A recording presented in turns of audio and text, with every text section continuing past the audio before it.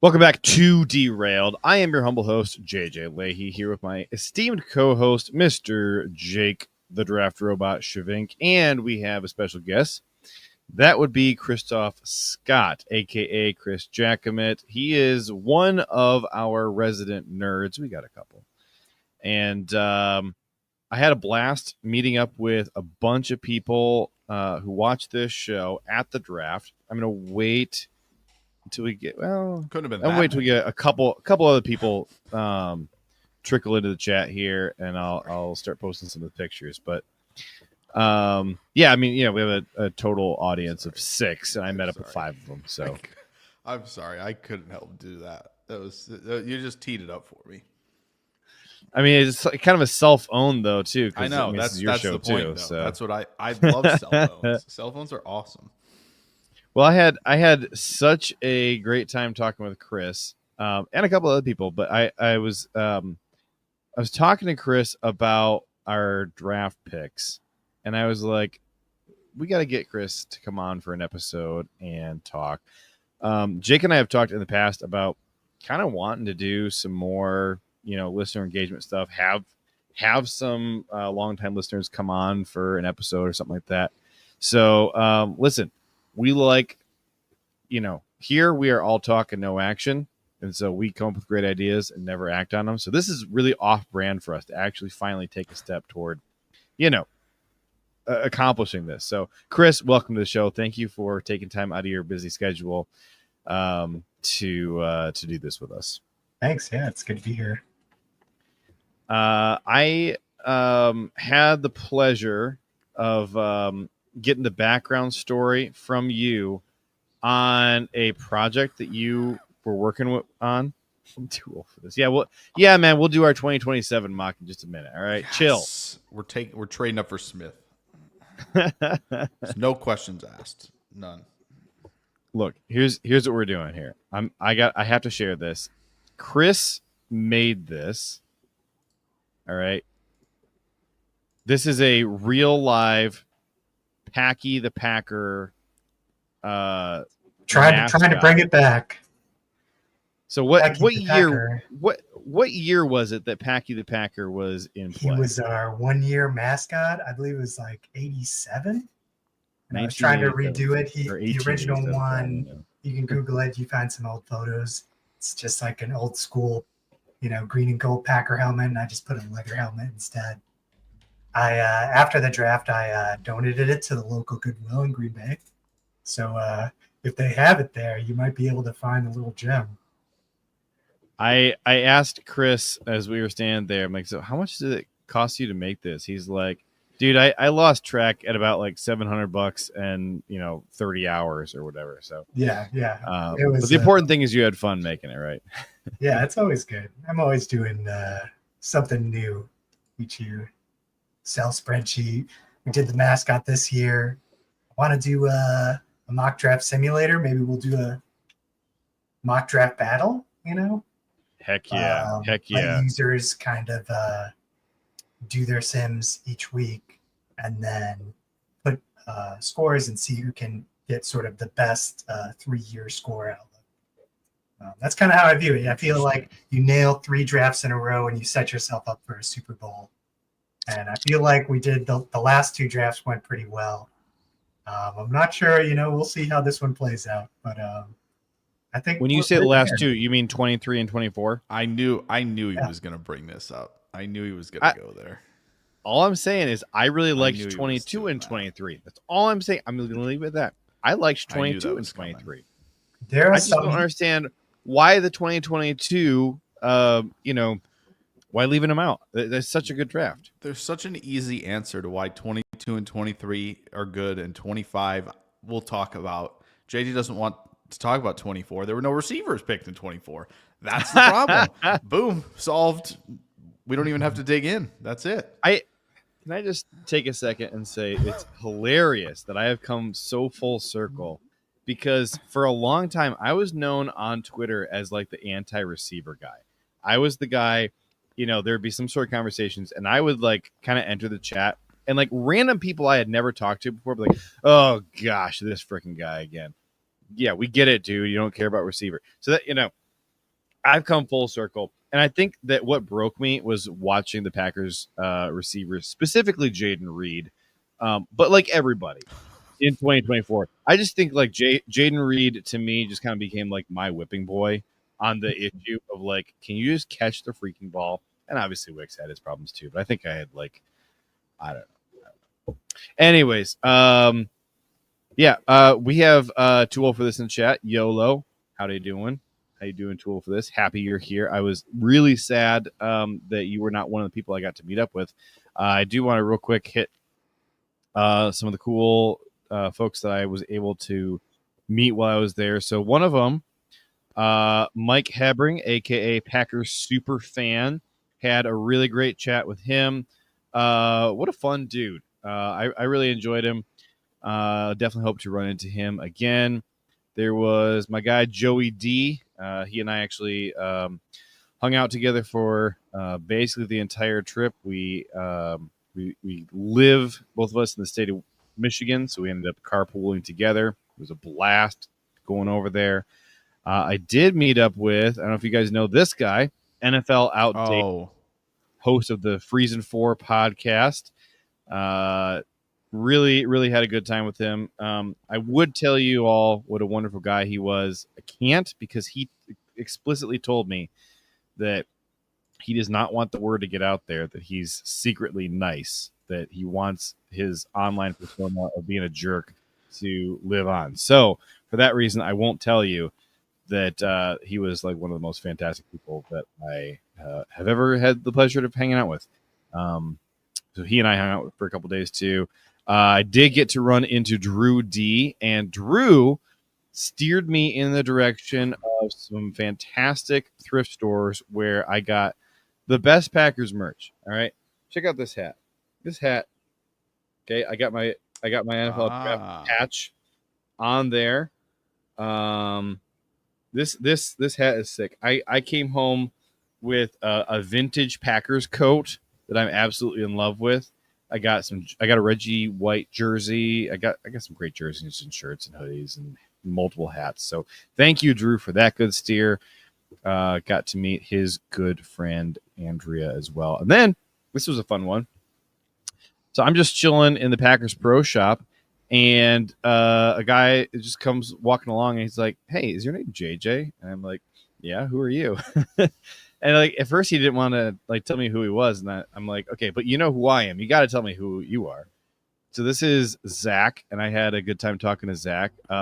This is like the first time I've ever just been like recognized in public, so I had a good time with that. It was nice meeting up with Zach. Zach, thank you for stopping and saying hi at the draft. And then there was this handsome devil here, Mr. Chris Jackamit, and he graciously agreed to be on the pod tonight. So thank you for that. Okay. There's my story time. Everybody I met up with, I want to take a picture with him, and I promised that I would put him on the live stream next time we were on here. I really feel like a core staple of what makes this show any kind of success at all is that we incorporate our regular listeners into the show. You guys talk to us all the time on the chat here. Like that absolutely is what sets this Packers podcast apart from any other. So I, want to, any of you guys who took time out of your busy days to come and talk to me and get to know me, I appreciate you. And I wanted to get your face on the stream and just say thank you. So, all right, there's my rant. I should shut up for a minute. And Jake, you snake, Jake the snake, decided to go. At least you said you were going on day 3, the only day I wasn't there. Did you end up making it to the draft on day 3? No. Okay. No. Oh, you missed out. I thought that might make me feel better, but it actually just made me feel sadder that you didn't make it at all. But I thought maybe after 4.5 hours live on Friday, and then 2:15 more afterwards, chatting with some folks. It got to 1 a.m. pretty quickly, and then I was still wired. For those who watched that, they could probably tell everybody else was tired, and I was not at all. So I just dove in and watched the 2 second round, the 2 day 2 picks for Green Bay a little bit. And by then it was 3:30, and I'm like, if I'm going to be up there by 11, this is slowly. This ball's tumbling down the hill real quick, and so like I woke up at like 7:30, somehow, and I just sat there. I'm like, this feels horrendous. There is no chance. If I do this, I may not live the weekend. So luckily got a little fun kind of recap thing in on Saturday, which was fun. I counted up all the streaming hours last week, JJ, including ours, because ours went very long. Okay. Also, yeah, it did. It was over 21 hours. Oh my gosh. Yeah. So you and I both marathoned it, but in different ways. So yeah. I had to wake up at 3 a.m. to drive to Lambeau. It was a little over a 6-hour drive for me. So chance I was still awake. You probably were. So I didn't get to bed until 11:30 Eastern time. Yeah, I would have been for sure. Yeah, so that was 2 a.m. your time. So I was up until 11:30 p.m. my time. Woke up at 3, drove to Lambeau, and then I'm going to tell you. So I learned my lesson from being at the draft last year, which was like, do not waste your time, trying to hold a great spot up front for the whole day, because standing up there for the whole day sucks. And it's not really worth it, because even when you are like right up against the fence, you still can't see Goodell or anybody. You're still looking at the big LED screens anyways. So this year, I didn't go standing over, in front of the stage until at least like 4:00. And I still was only like 5 feet away from the fence anyways. So it just kind of worked. I think just like, because the whole draft was like at a smaller venue than what like at Detroit, it was so spread out. And so people felt the need to like really cram in there early. So we all just kind of filtered in to to actually go watch the draft, like, maybe 2 hours beforehand. It was way better. And I'm telling you, by like 6 o'clock, we're an hour away from the first round beginning. I am sleeping on my feet. I'm standing up. Thankfully, I did not lean on anybody, but I was sleeping, standing up. I was so doggone tired. So then we're up until, midnight on round 1. Wake up the next morning. How? I Seriously? just about fell asleep walking home from okay. the draft. I was so freaking tired. And so then I ended up making it home Saturday morning and getting to bed about 6 a.m. So that was how that all worked. So that was kind of brutal. The things you do for draft week, though. Truly. I know, man. I know. I don't think I told you, but day 3, I got tickets to go up on the draft stage in the theater. So I was up there. Yeah, you were telling me about that. Yeah. Yeah, I was up close, seeing the marching band come in and Charlie Barron's come on. It was pretty cool. And then, Baron Sorrell was there and comes out, and I was like in touching distance of him. It was very cool. And Grossi getting to announce pick 237. That was cool. That was sick. Cool. He got named like NFL Fan of the Year last year. I think so. Like that, and then he gets to announce a pick this year. It's nice. I like seeing good things happen for that guy. That was cool. He's a good dude. I kind of thought it was cool that they had. They even announced sort of at the beginning. They're like, we'll be just pulling random fans out of the crowd to announce some picks. So some of the people who were announcing for some of the other teams were just fans they pulled out from the crowd. I was like, that's a cool experience. The people's draft. Yeah. Appropriate for the people's team. In every sense. Yeah. Yes. And I loved like everyone's reaction, not just for the Packers picks, but like the Wisconsin prospects that got taken. Like that's Jack true. Nelson and Wooler, like people were going nuts. I'm sure. That's cool. Yeah. I can only imagine if we picked one of them. Yeah, exactly. I was going to say, too bad we didn't grab one, because that would grab a local boy, That's okay. Really cool. We drafted Baron Sorrell after he paid his way to get to the draft. Mm-hmm. So that was freaking cool. And I don't know if you guys saw Mitch Henderson talking when he said that they didn't even know that he was there when they picked him. Mm-hmm. Did you see the clip? So he was just hanging Yeah, out with so- Golden backstage, Really? I guess. Really? Yeah, so Wow. Roger Goodell tells like the Packers, I don't know, like he didn't elaborate on like what the layout was, but he said that Goodell was talking to the Packers draft room, like their war room. And he said this kid is here. And they all thought that what he meant by that was, oh, we have some kid who's going to announce the pick, like a Make-A-Wish kid or something like that. I don't know. And they didn't realize he literally meant, no, the guy you just wrote down on the card. That's who. So that was pretty cool. Maybe a lesson in communication. I don't know. There could be something in there, perhaps.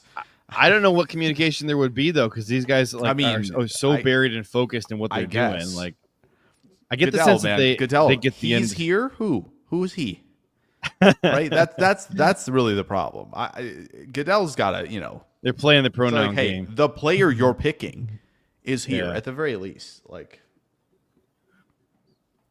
but Well, should we Raj do was a- out there all Thursday, Friday. I get it. I Pretty think sure he wanted does to be sitting in a chair. He does a good job.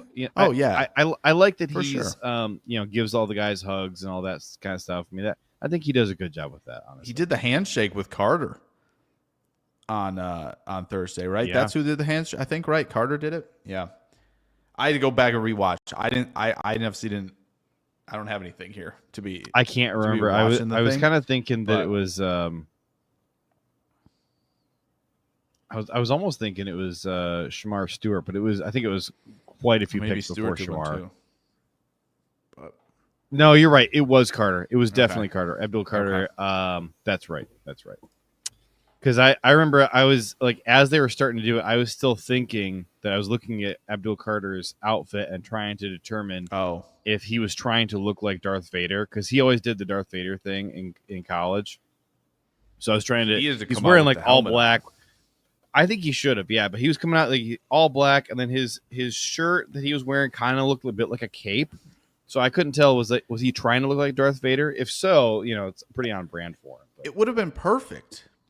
Empire State, like New York picks you. Yeah, We just wear the Darth Vader mask. Nobody's going to be upset if you don't have the hat on. Promise.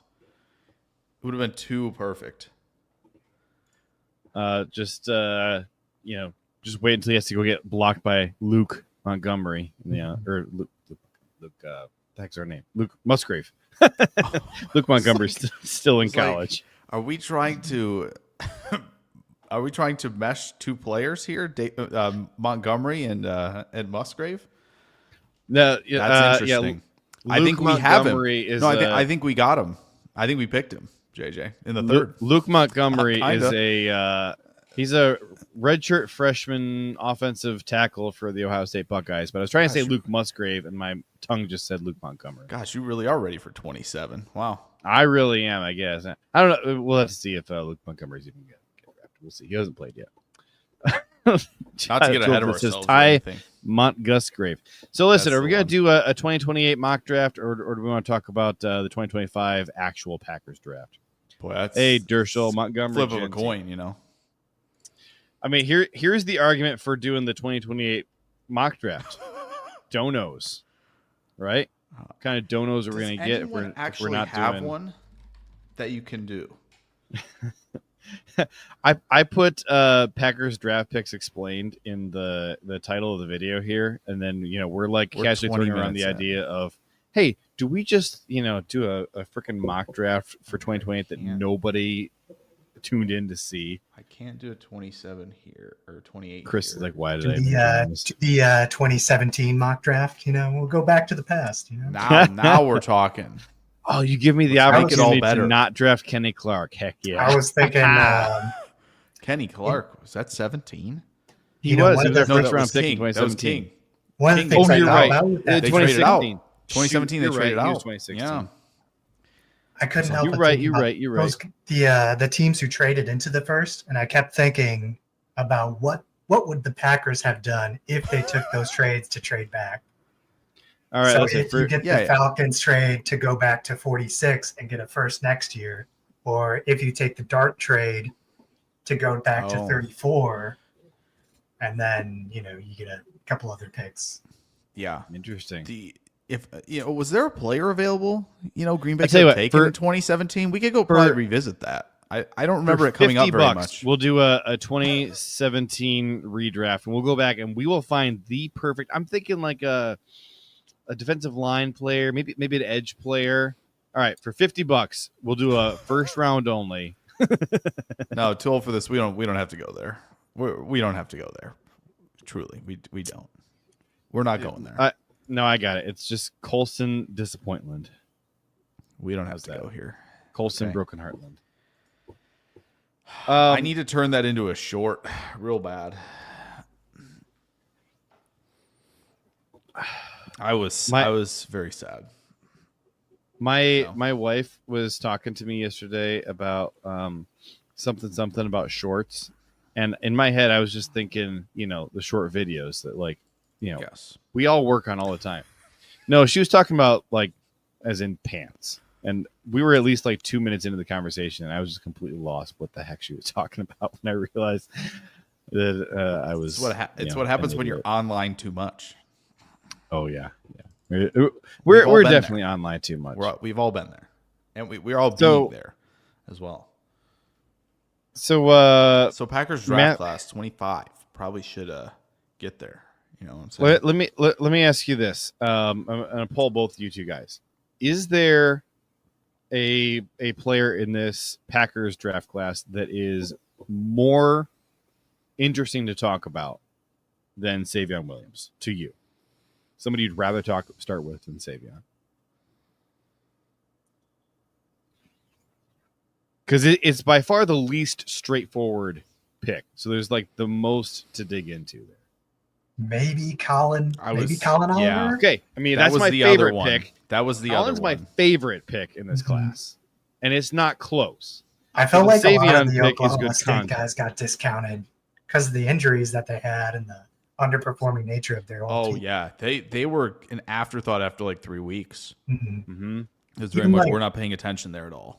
The Niners took Nick Martin, one of the biggest reaches in the whole draft, and I'm like, should he have been that big of a reach though? I mean, he was really good the year before, and I don't know, true. Watching Colin Oliver, he does really good in the games that he played, and he gets injured, and the year before he was okay, I think it was an improvement, and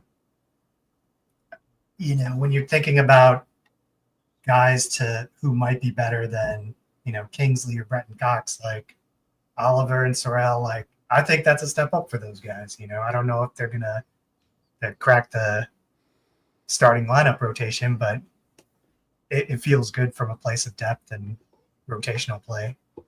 So one really interesting thing about Colin Oliver is I don't see him remotely as a fit for what the Packers have talked about so far. All right, he basically, at least in his final year in college, didn't put his hand in the dirt at all. He was basically just a pure stand-up outside rusher. And he does not remotely fit the prototypical Packers edge rusher build. He absolutely fits their linebacker build. I mean, he hits everything you're looking for. Now, from a production and athleticism standpoint, I had Colin Oliver as a tier 1 prospect that was just not a Packers fit. Now, I thought right away. Hi, Wyatt. It's amazing. And bye. That's really good. For the audio-only crowd, it's a good new listener, Wyatt Winterfeld hopped in while I was monologuing and said hello, and then sent a new message saying goodbye with a waving hand emoji. Wyatt, don't leave us. It was just getting good. I thought as soon as we drafted Colin that he was going to be a Sam linebacker type. And the Packers immediately started talking about, we're going to put him in the defensive line room first and see how he does. That is pretty strange to me. What do you think? I mean, we're a 4-3 defense. We ask all our edge rushers to put their hand in the dirt. What are we doing here? He's a small guy, mega athletic. He's 6'1", 240 pounds. like I said, he's not a fit at edge for us in the slightest. At linebacker, he's everything you're looking for. I think, third down. He's also really good in coverage. You want somebody who's a little bit different, who's, can break the mold and maybe get a favorable matchup against somebody who might not be as quick twitch. He's going to get around the edge for someone who doesn't have the, who can't kick out as fast. And, when you look at all the struggles we had with, getting that pass rush home, I mean, it makes sense that they take someone different. You want those guys who offer you, another tool in your toolbox. I have a theory, but I want to hear Jake. To play edge. Who was the last pick? Brian. Brian, are you in here? Tell us. Yeah, Brian, where are you? Brian will know off the top of his head. They were still in the 3-4, and they were going, let's put these 270-pound guys in a wide 9. And as year 2 of the switch to the 4-3 commences, where you go, oh, yeah, these 270-pound guys, you're not going to like this, but they're going to defend the run first, work into pass rush, and it's going to work. And then we're going 240 as a pass rusher. Well, me, a massive clown, sitting up here going, they would never take James Pierce. They would never take Josiah Stewart. And then they take the 5th-round version of them, sitting up here of like, all right, Goody. Goody is just a troll at this point. I have a theory. He's just trolling at this point. He's like, I'm going to wait until they definitely don't think I will take one of these guys, and then I'm going to do it. And how about a wide receiver in the first round? Perfect. How about a tiny edge rusher? Yeah. How about a guy that's 336, an offensive line in the second? Yeah. When you're usually taking the Caleb Joneses of the world in the 7th, or that's a UDFA. Like, what is happening? All right, was the here's my Colin It was the Oliver ultimate theory. like, hey, we left the thresholds at home, buddy. We left them at home. I forgot where I put them coming to work today. Maybe he really was just that offended about the RAS discussion. He's like, well, listen, I'm not going to draft another unathletic guy because the last one didn't pan out. But you just wait. I'm going to break all my other tendencies. Here's my Colin Oliver theory. I think that Goody just looked at Oliver and said, I don't freaking care, man. He is a crazy good player who should not still be on the board at this point. I don't care that he's not a fit. I don't want somebody else to have him and us miss out. If our coaches can't find a use for him, then they suck. All right, that's my theory. That's my theory. I like it. Well, Hapley's going to be gone anyway soon, so might as well figure it out now. He's going to, Where do you think he's going to be coaching next year? Right? Where is he going to be a head coach? The Giants. Yeah, makes a lot of sense. I was trying to think of a West Coast team that would make sense because he also spent time with the Niners. Maybe if Arizona's really bad this year, like really bad, like picking top 3 bad, then yeah. I feel like they were looking good, though. I like their drafts. I know. That's the thing. That's why it's hard to find a spot, because where else are you going to look? Is maybe Atlanta gotten just kind of that aggressive because they know they're on the ropes? I feel like the 49ers could actually do worse this year. Well, there is that. I don't know if I would love that or hate that because I don't know. It's an interesting proposition. If Arch is very 50-50 to come out, they're terrible. They don't pay Brock. Not good, folks. Not good. Interesting. I just don't think they're going to be that bad. New Orleans exists. I don't think they can be worse than New Orleans. It seems impossible, but you never know. And I also think, maybe with the Rams in that division too, taking that Atlanta pick, you're like, are they building up the capital to make the play? Is this going to be the year where they're like, oh, Stafford, you're hurt. You really are. You should just sit out a few games. I think they did the right thing of like, hey, we're going to not do it here.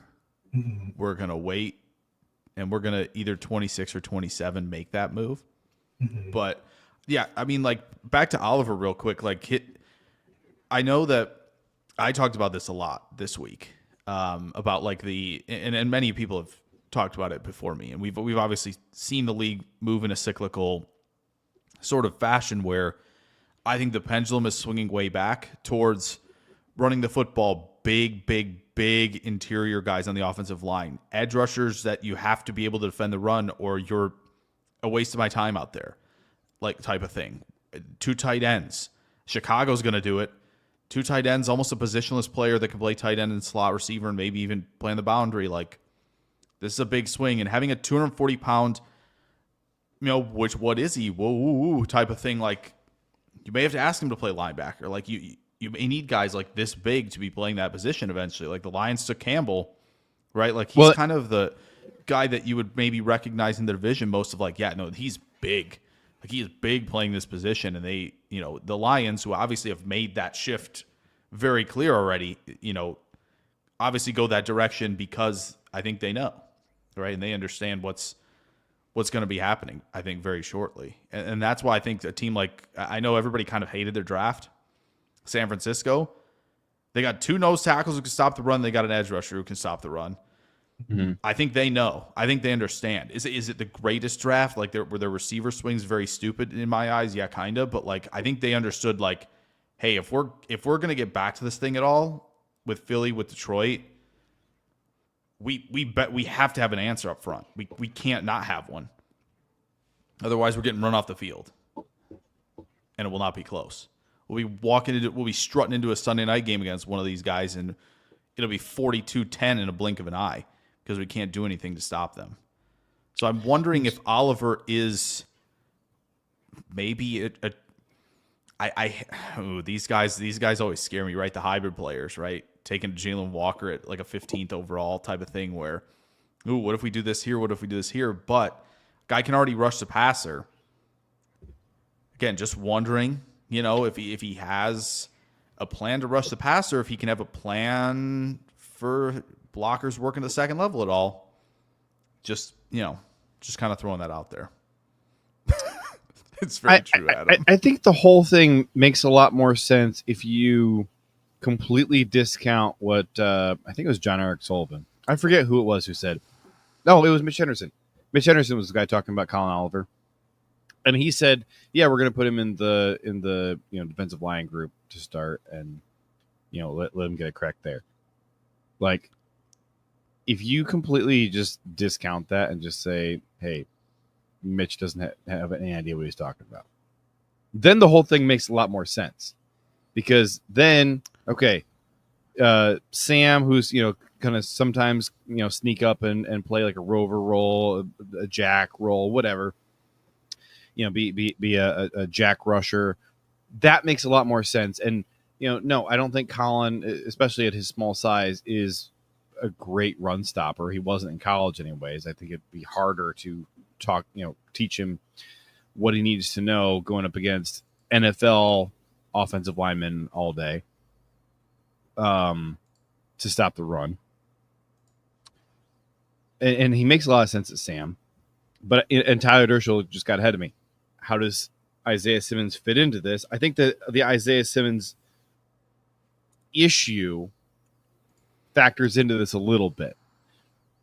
That these feel like 2 different puzzle pieces, and I'm trying to see what the picture is that they form together. What are Hafley and Goody trying to do together here? Let's see. We had a comment. Yeah, Prince Capsaicin. He said we had a coverage issue at linebacker last year. Just bringing back McDuffie and Welch, I'm not sure, addressed that. Hopper has, what's S background? Safety background? Hopper has, or special teams? That's what he's saying. Did Hopper play safety? I can't remember. Maybe he means special team. To me, Hopper is a pure NFL special teamer only and not a defensive player at all. I don't see any future for him on defense. We could use a couple of those. Not opposed. Not in maybe not in the third round. Right. Right. But you could definitely use a couple of those at some point. But Drew is chiming in. I think it's about speed rush. When it's 3rd and long, they want to go to guy. And that's totally fine. Yeah. He's kind of like in a bit, he's like the anti-Carl Brooks. Like Carl Brooks is this, power rush. kind of just a pure pass rusher. It's interesting because neither one of them really fit the mold of what you're looking for at defensive end. Like Carl Brooks certainly has a tweener body. You look at him and you're like, man, you're just not really athletic enough, except that he gets home. Except he's, like you can't argue with the results. Flexible too. Like pretty darn flexible and nimble for that size. Yeah. I've always been a huge Carl Brooks truther. And I agree. Like on paper, he doesn't work. And then sorry, man, he puts on the football helmet and it works. And then Colin Oliver, to me, similarly, but just like being too small, I kind of just think it can work. I just don't know what Green Bay's plan is for making him work. If we were still running a 3-4, I think he makes all the sense in the world. Yeah. It makes all the sense in the world. And like a part of me is like kind of sad that he didn't get drafted to a 3-4 team where he could really maximize that. And I'm just like, praying like Halfley, figure out how to make this work because I want him to be a big success for us. I am more excited about the Colin Oliver pick than I am about any other pick on the entire roster, on the entire draft class. Yeah, it's close for me. But like, again, yeah, if it's just, and I'll let Chris speak here in a second. If it's like the plan is just, yeah, it's the 5th round. We want a guy who can, when it's 3rd and 7, 3rd and 8, just go get a bucket for us. Turn things into a 3 and out or turn long drives into a stop. Like, yeah, absolutely. And what's nice is Green Bay, unlike a certain team who moved up 20 spots, has guys who can stop the run and get to a 3rd and 7.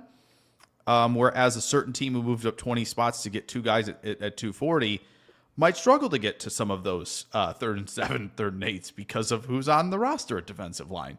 So that is at least well balanced. And I think a lot of people obviously were bringing this up all along the Packers content sphere of like, when are they just going to go get like a true ace, speed, get around the corner, bend, dip around, like this player to go get home a few times a game or just one time a game or 3 pressures a game where you can just force a QB off his spot or force him to throw something away or just force him to panic a little bit back there. Like that totally fine with that.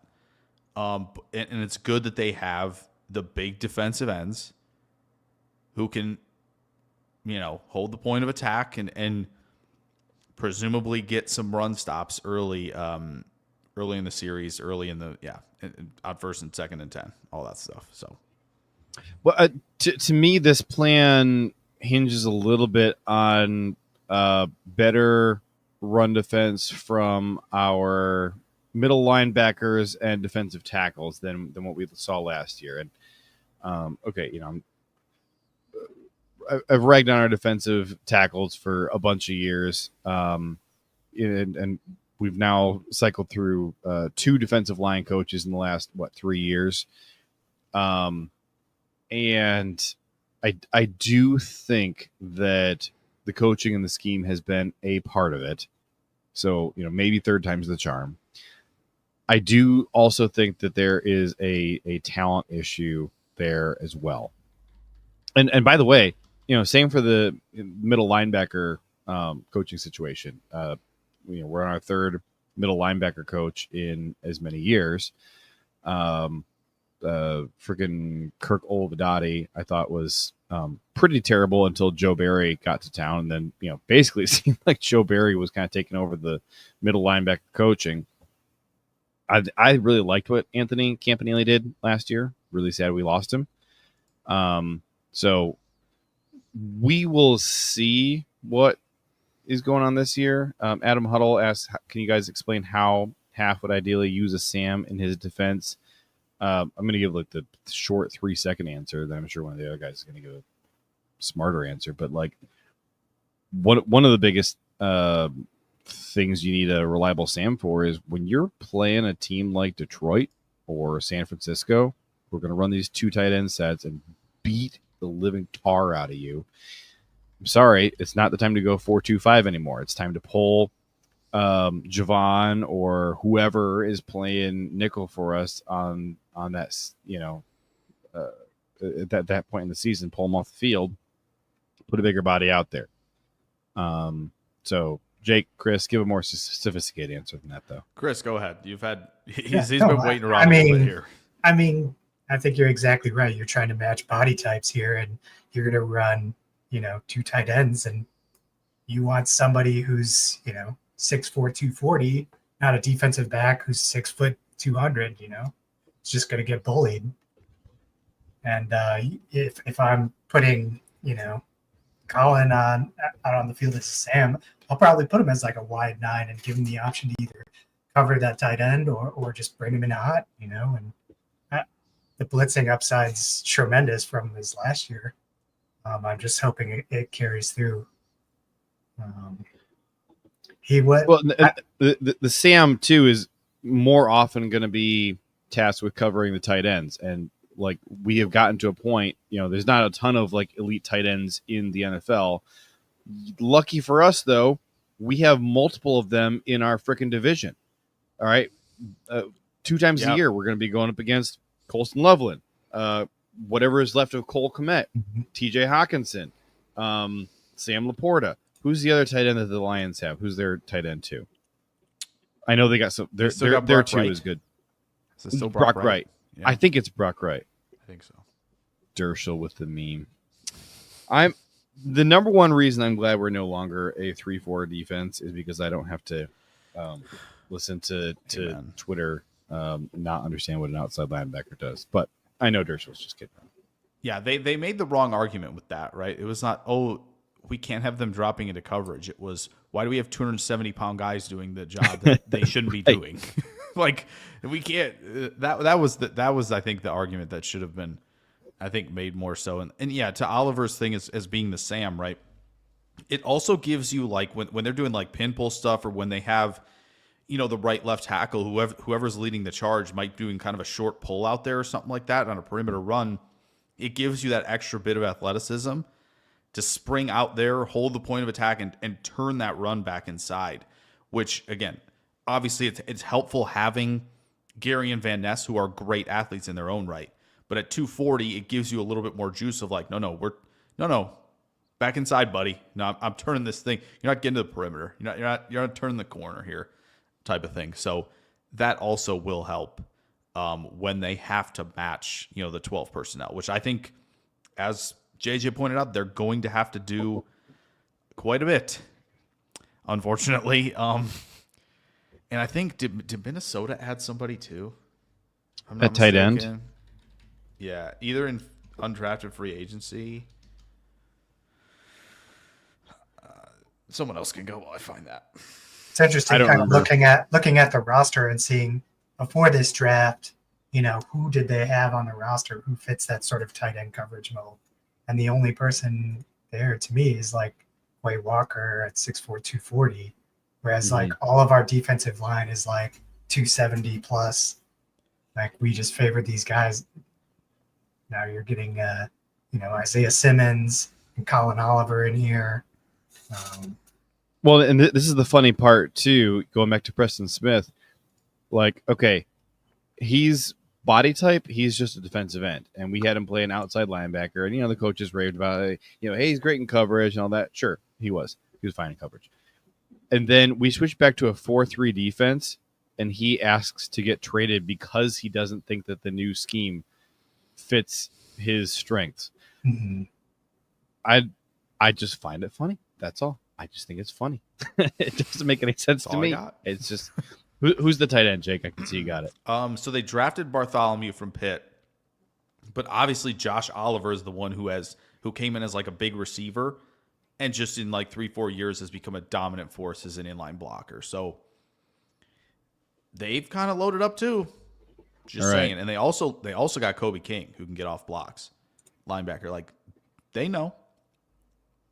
Drew says we got to make a visual of the 53 with the draft class. You know what? I will deliver that. Sounds like next week. This week. Oh. I will. Gotta get the people to come back. You got to stretch out the interest a little bit. All right. I will. But here's the thing, though. So like somebody else is going to beat me to it now. I will put it together this week and debut it.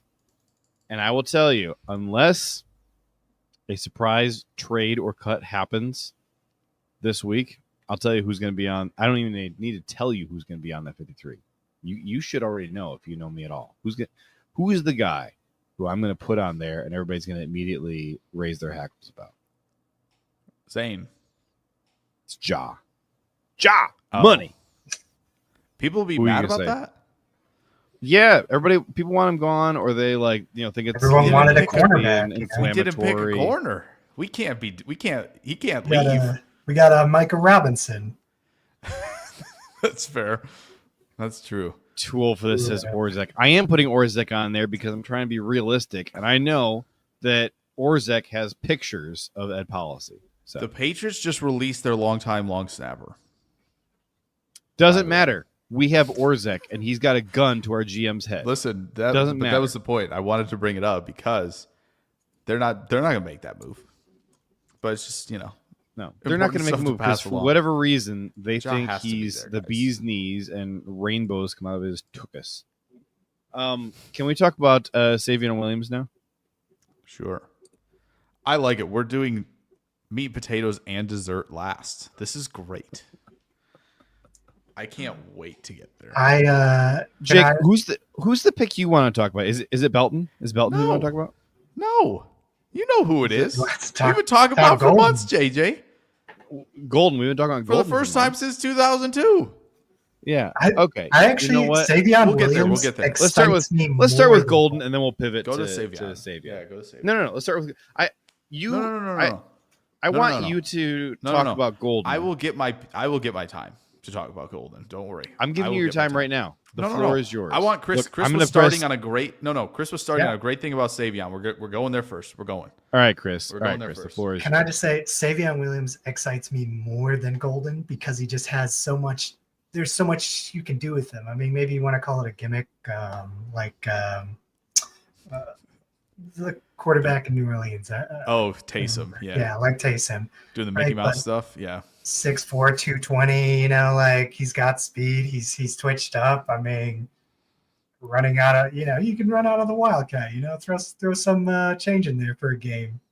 And I don't know. The fact that he's just brand new to the role as like a receiver makes me think that the developmental upside of him is just like so much more than what you get with Golden, where he's been there. He's been around for a while doing, crafting his game, where Savion's still new to it. It's a boat versus could be a boat situation, but in a very exciting way. I think though. Mhm. I do think because I'm glad we're a small podcast because we don't need to hear the powers that be talking about a certain receiver who is hurt at the moment. Savon gears down better than Watson does. With the Doesn't powers ma- that be, the powers that be, do they have the same last name as the receiver? no, Just. Oh, okay. no, but the Savon gears down better than Watson. Okay, that's just facts. There isn't like this isn't like a subjective thing. It's a completely objective thing when you watch him play. And just Sorry- like the football sorry, not IQ. sorry. Yeah, Football IQ being a former quarterback, like I feel like he just sees the field better. Like his breaks are just like with Christian Watson, and I think with Luke Musgrave, I feel like sometimes they should be getting open, but I feel like they look lost. Like I don't know, maybe I'm just the only one with that thing. I think initially I feel with it- Watson for sure. Mhm. Like as a prospect and as a rookie, if it felt that way, I think he's taken massive steps, which is good. But man, And now it's just like This guy. staying on the field from overexerting himself. yeah, and yeah, with Savon, like there's just if you put a highlight film of Savon stuff, gosh, you'd think he'd be a first round pick. Truly, you'd think he'd be a first round pick if you just cut up the highlights. And that's the danger with highlights. People don't watch them. Watch full breakdowns, or watch find someone like Caddies and build that picture yourself a little bit too. You know when I like- do watch highlights, I do watch highlights in one scenario, and that is when I really don't like a prospect on paper. I have to go watch like all the highlight reels I can to But then- talk myself into the upside of this player. But no, The only thing that concerns me about Savon and Golden is the low yards per route run. Like seeing all of his work as a statistic, like Yeah, I know. I don't know. I'm sure you guys have seen that one.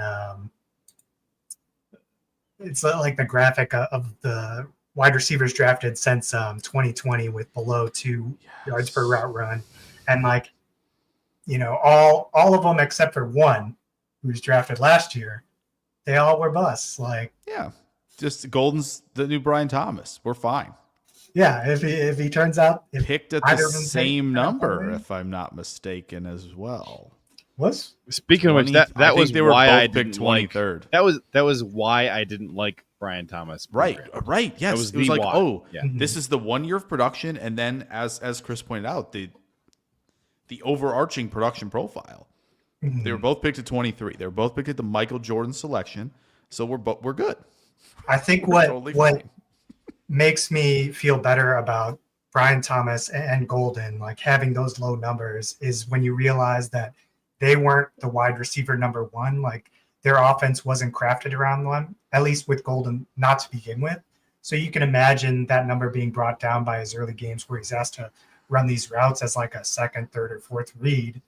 And then in the later half of the season, when he starts taking off, that's when he starts excelling, because he starts becoming, a focal point of the offense. And I want to bring this up to you because I know you do the spreadsheet work and you're looking at all the statistics as well. I wonder if there's going to be something to this, because again, we don't know. Golden could be a bust, and the analytics and the data will have pointed to it, and we should have seen it coming.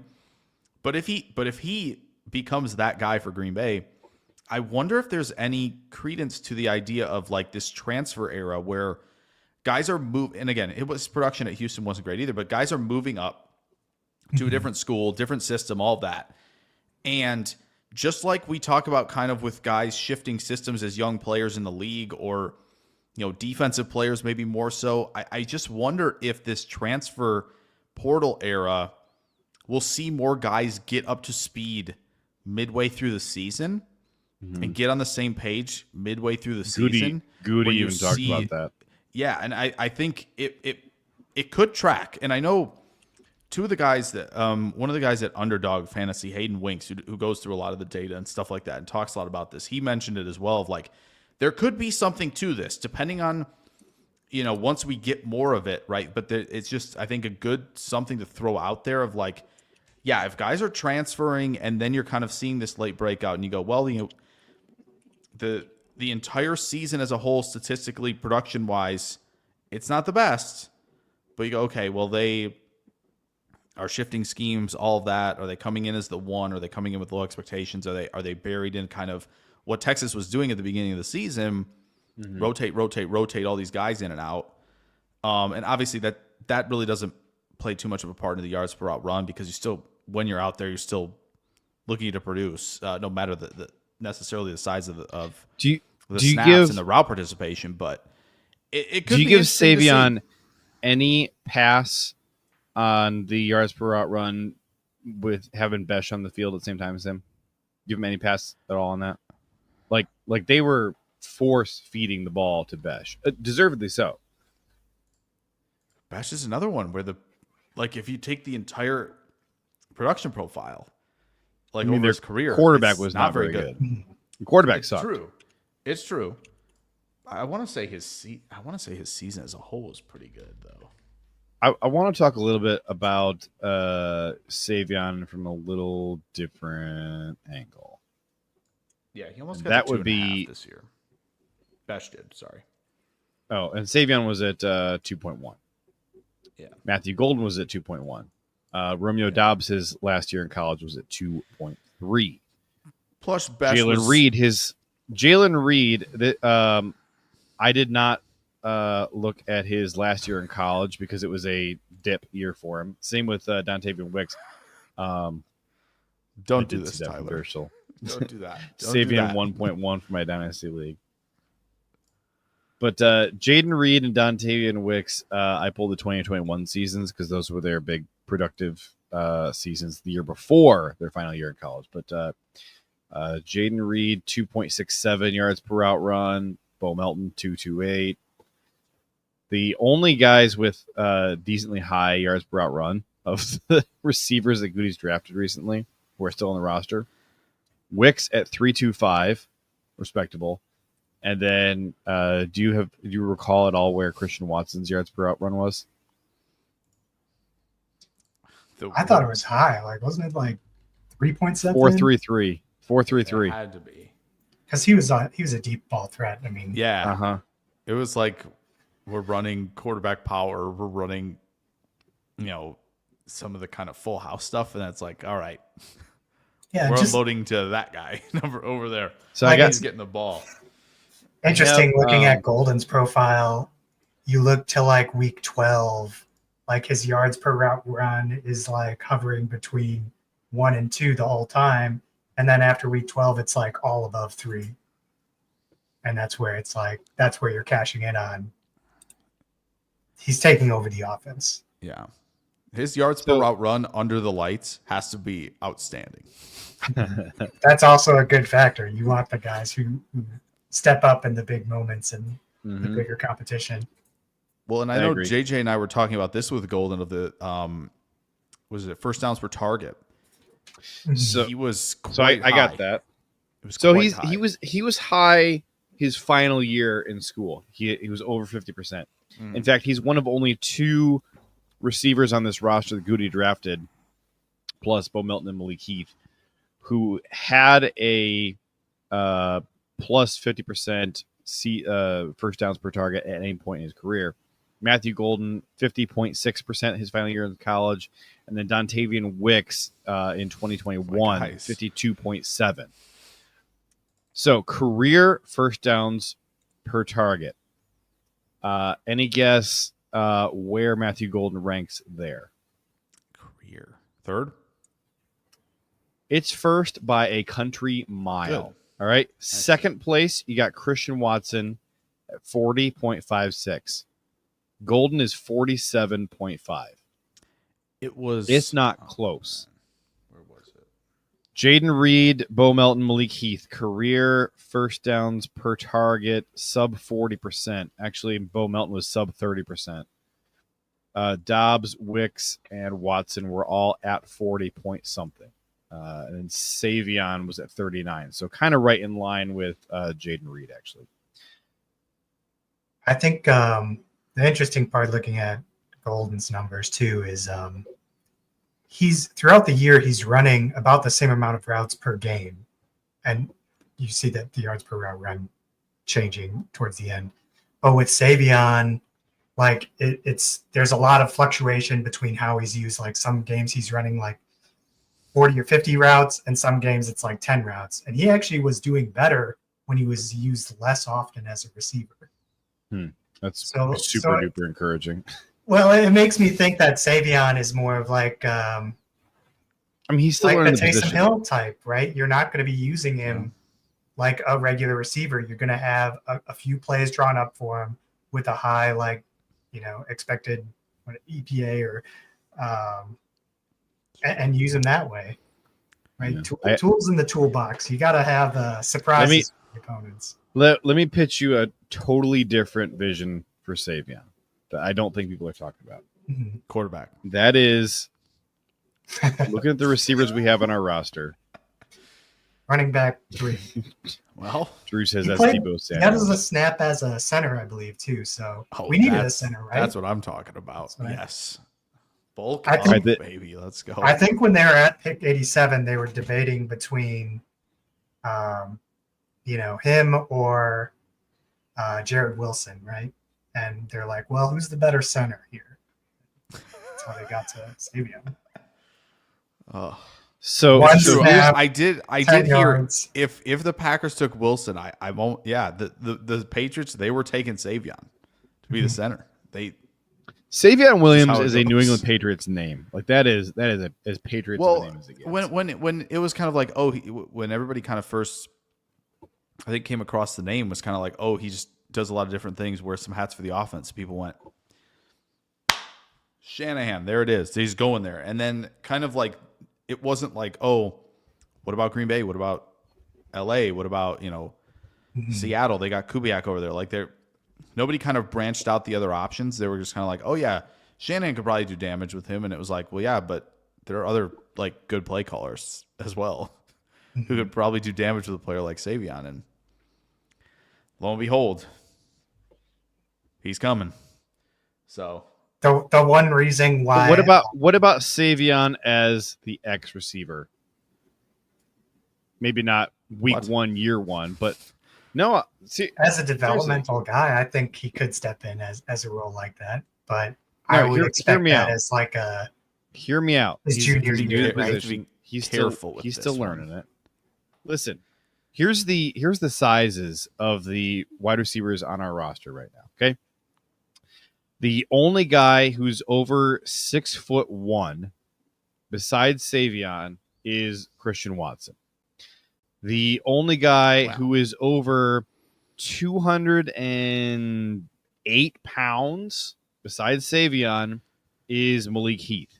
So Savon is 6'3", almost 6'4", 222 pounds. Nice long arms, 32.5-inch arms. Pretty darn fast. His height-adjusted speed score is 114. And it's actually closer to 115 than it is to 114. It's not very fast for the Autobahn. His contested catch rate, freaking 89%. Now, he has 8 drops. His average depth of target is 6.6 yards down the field, which is less than half of what everybody on the roster had their last big year in college, except for Bo Melton, who only had 10.8. And yards per out run, we already talked about it, was low, but there's plenty of guys on our roster who had low. We drafted one. Sounds like a good short yardage, goal line situation type player. Well, that's the thing. The red zone targets that Green Bay has often struggled to figure out how to, handle some of the red zone stuff. For how this can be that raw guy. Of a wide receiver prospect he is, I think he's a pretty decent route runner. I think his release could use some work, but I think he does a really good job. He's of moving his body in space, fighting through guys for. I don't even need to say he's good at fighting through guys for the catch. He's got a 90% completion contested catch. He elevates like Coleman does. You're just gonna make yourself sad again, Jake. What? But listen, we got. You talking about Colston Loveland? No, Keon Coleman. Sorry. Oh, Keon. It didn't sound good. Sorry. Yeah, no, The he Bill. elevates like Keon. I thought Coleman you said does. Colston. Oh no, he elevates like Keon Coleman when you watch kind of what he did at Florida State and kind of in his rookie year a little bit too, where it's just kind of like, he's down there, let it loose, and he'll go up and make a play. The one concern I would have of like. And again, I don't think you were saying just throw him to the Wolves out there at X, right? But I think you can give him some snaps, sure. If work toward that. My hope is just don't let him earn that. Right, and I don't think Green Bay is going to force feed him because Buffalo kind of started doing that with Coleman last year, and it was not going well at all. The Chargers tried to do that with Quentin Johnston, and that wasn't his role. And you have to be careful with that. TCU cat. Right, you have to be careful if they're not ready to be an X. And I know a lot of Packer fans really loved this guy and wanted him to be the guy at receiver if they want one. Jaden Higgins got to work on some stuff to be an X. The good news is they have Nico in Houston. Because if you threw him to the Wolves at X, I don't know, man. I don't know. But yeah, that's what's nice about this room is you have guys in Dobbs and Wicks, who have experience being out there and who I think can prove to separate. Catching the ball is another thing, but prove to separate as X receivers. And I think Golden can reach that as well. So it gives you the opportunity to kind of throw him out there a couple times, right? See what we're working with. But as I said, this is a pretty unique player of where I didn't even rank him as a receiver. It was kind of more like, this is it's nobody likes being thrown in the Laviska Shenault, Cordell Patterson type of tier. Nobody likes when they get thrown there, but it's like, if you're creative enough, then why are you don't have to, it doesn't have to be derogatory. People only ever mention either Cordell Patterson, Deebo Samuel, or Ty Montgomery when they're talking about this. Yeah. And like, and like the time Montgomery is more so like the derogatory version of this. But like the point is, only Debo and Cordero have found any kind of success doing this in recent years. Right. A lot of guys have been tried. There's a lot of guys no have doubt tried. about that. Yeah.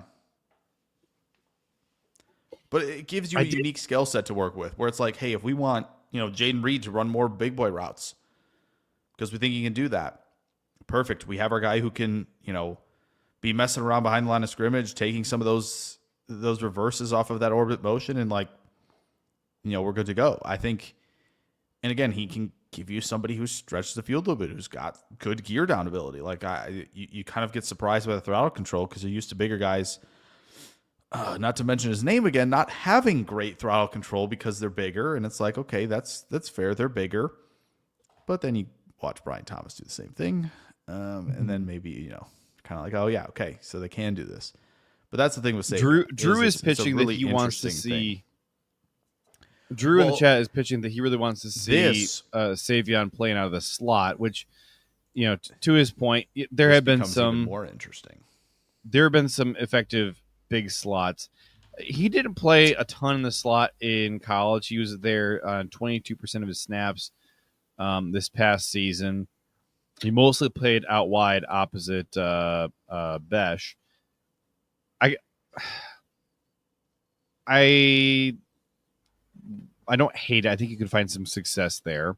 But if Matthew Golden is going to be our Z, and you are putting Savon in the slot, let's say that's your plan, and let's say that he, plays well enough that he deserves a lot of playing time there.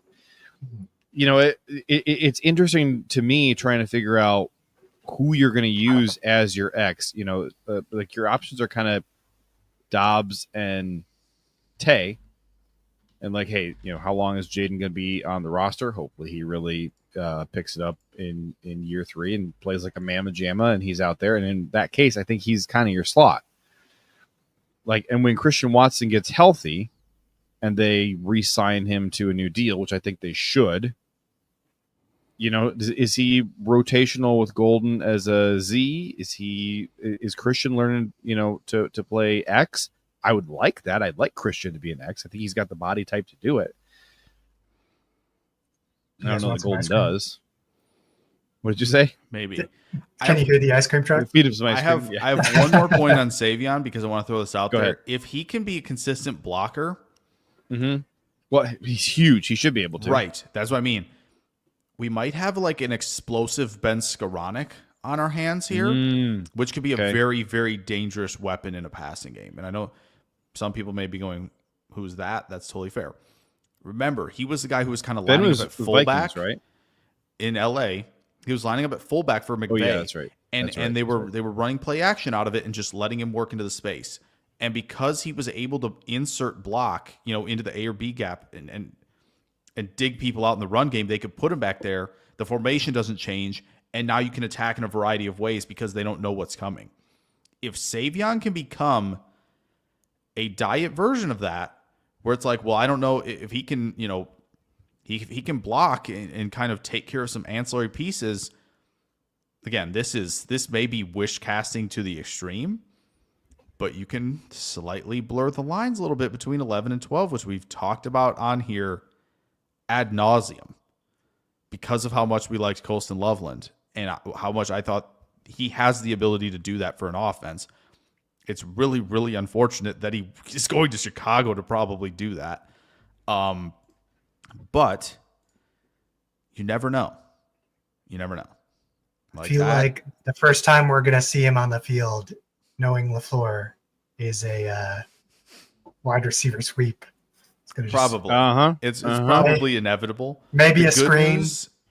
The good news, it's not Alan Lazard doing it, so you could probably make a guy miss. We're not concerned if it's a 3rd and 2 or something like that. Feels like Lazard's kind of the only awful option that he's used I just for that. Find it very funny. He freaking loved using Tyler Irvin and Christian Watson and Jalen Reed. And it's like, Reed. I feel like it's just a safe way to get him involved right away in a game. Oh, yeah. Even though it doesn't seem to be. It's exactly. he's trying to catch the defense off guard, trying to set up some other plays for later, and it's a way to boost confidence for the guy that he's getting out there, and kind of get him into the flow, get him used to having the ball in his hands and getting tackled by an NFL defense. So it's true. All right, Jake, I go. think you deserve your stage to talk to us about Matthew Golden, and then I think that Belton deserves. We gotta definitely. He deserves some spotlight too. No, I don't think I need too much of one because we kind of hit on some of the finer points of like, hey, he's got the first downs per target of like, hey, you need a bucket. Who are you gonna call? Like, he's the guy. Him and Ibuka were like the guys, and Restrepo, I believe, in this class Restrepo. of like, hey, you need a bucket on a key down to go get a first. Like, this is your guy to go to. Again, I wasn't like, sitting here at this desk Thursday morning going, man, if we draft Golden, I'm going to be out of my mind. I think there were a lot of other places we could have gone with it. One of them went to Chicago, which sucked. It was awful.